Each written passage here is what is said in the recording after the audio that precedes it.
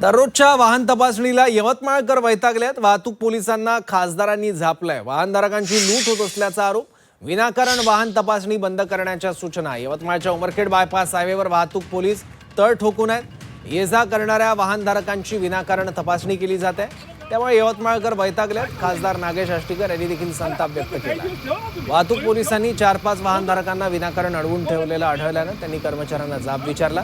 उमरखेड शहरात वाहतुकीची मोठी समस्या असताना तिकडे योग्य नियोजन न करता बायपासवर वाहनधारकांना अडवून त्रास दिला जातोय, तसंच वाहनधारकांची लूट होत असल्याचा देखील आरोप आहे. यावेळी खासदारांनी वरिष्ठ अधिकाऱ्यांशी फोनवरून संपर्क साधत हा प्रकार बंद करण्याच्या सूचना दिल्या.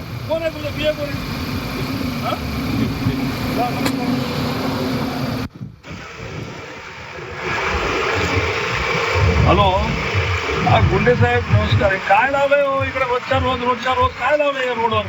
अरे लोक परेशान होऊन चालले लोक इथं.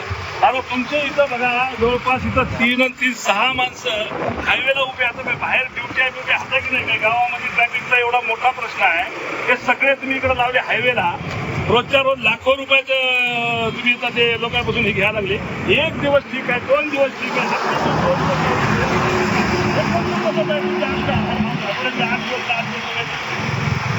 काय असं नाही.